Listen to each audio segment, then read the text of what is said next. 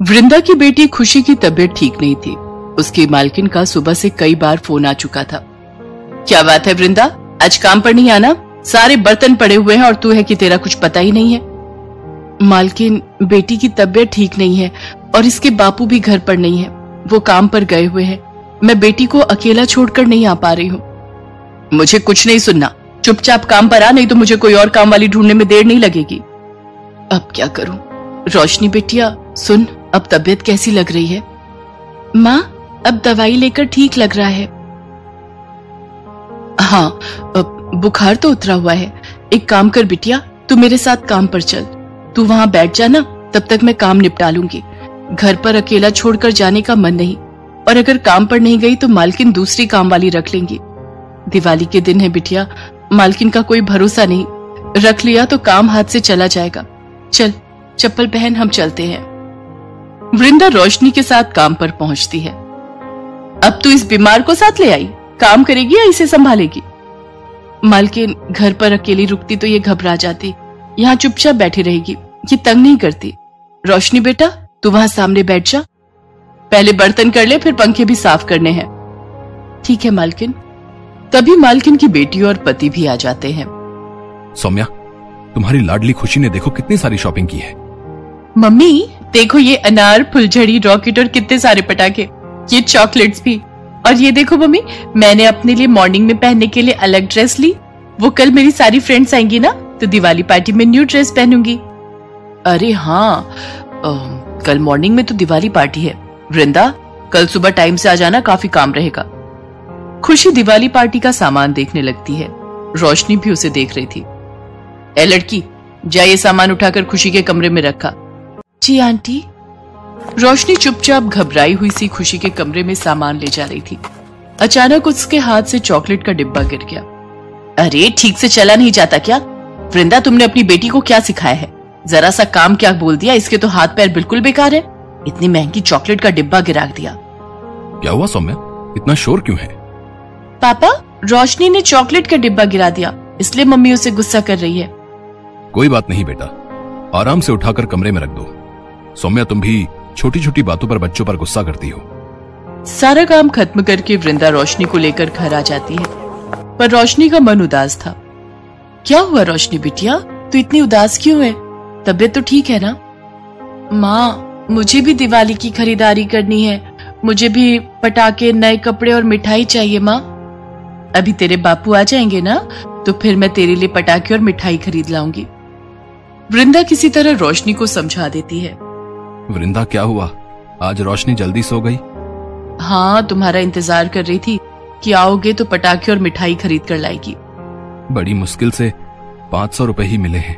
तुम कल काम पर जाओगी तो इसको पटाखे और मिठाई दिलवा देना, खुश हो जाएगी।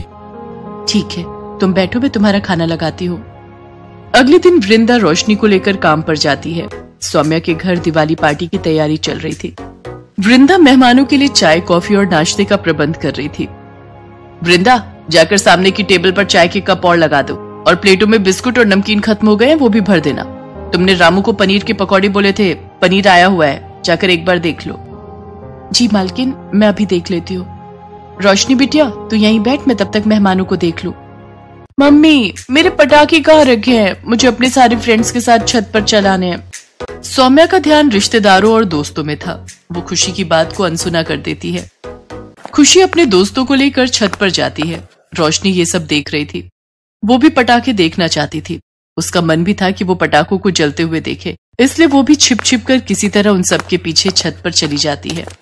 खुशी माचिस की तीली जलाने की कोशिश कर रही थी कि अचानक तीली की आग पटाखे पर पड़ जाती है और खुशी रोने लगती है। उसके आसपास आग लग जाती है। उसके सारे फ्रेंड्स नीचे भाग जाते हैं। खुशी उस समय अकेली थी। मम्मी, पापा, बचाओ, आग! मम्मी, पटाखों में आग लग रही है। मम्मी, मुझे डर लग रहा है, जल्दी बचाओ। खुशी, डरो नहीं, मैं अभी तुम्हें बचाती हूँ। रोशनी बहुत समझदार लड़की थी। वो छत पर बने नल से जल्दी से बाल्टी में पानी भरकर खुशी के ऊपर फेंकती है, जिससे आग बुझ जाती है। इतनी देर में सब लोग छत पर आ जाते हैं। खुशी, मेरी बच्ची, तू ठीक तो है ना? तुझे कुछ हुआ तो नहीं? तुम ठीक तो हो ना बेटा? ये आग कैसे लगी? पापा, मम्मी, गलती मेरी है। मैं आप दोनों के बिना अकेले ही पटाखे चलाने आ गई। मेरे हाथ से माचिस की तीली जल गई और पटाखों पर पड़ गई। मम्मी पापा, रोशनी ने बाल्टी में पानी भरकर मेरे ऊपर फेंका तो आग बुझ गई, वरना सारे पटाखे जल जाते। रोशनी बेटा, थैंक यू सो मच। मेरे बच्चे, तुमने आज खुशी की जान बचा ली। You are so sweet baby. सब नीचे आ जाते हैं। सौम्या रोशनी से बहुत प्यार से बात करती है। इसके बाद खुशी अपने सब फ्रेंड्स के साथ दिवाली की पार्टी करती है। रोशनी बेटा, तुम भी बच्चों के साथ खेलो। जाओ देखो सब कितनी मस्ती कर रहे हैं। सब लोग मिलकर दिवाली की पार्टी करते हैं। सब मेहमानों के जाने के बाद वृंदा भी घर जाने लगती है। वृंदा, ये कुछ उपहार हमारी तरफ से रोशनी और तुम्हारे लिए है, और मैं अपने व्यवहार के लिए बहुत शर्मिंदा हूँ। वृंदा, मुझे समझना चाहिए कि दिवाली तो सबका त्योहार है, कोई अमीर नहीं, कोई गरीब नहीं। अगर हम खुशियां मनाना चाहते हैं तो तुम्हें भी तो खुशियां मनाने का हक है। मेरी तरफ से ये उपहार रखो और बहुत धूमधाम से इस त्योहार को मनाना। रोशनी, मैंने इस पॉलीथीन में तुम्हारे लिए बहुत सारे अनार और फुलझड़ी भी रखी हैं। थैंक यू खुशी। घर जाकर रोशनी बहुत धूमधाम से दिवाली का त्योहार मनाती है।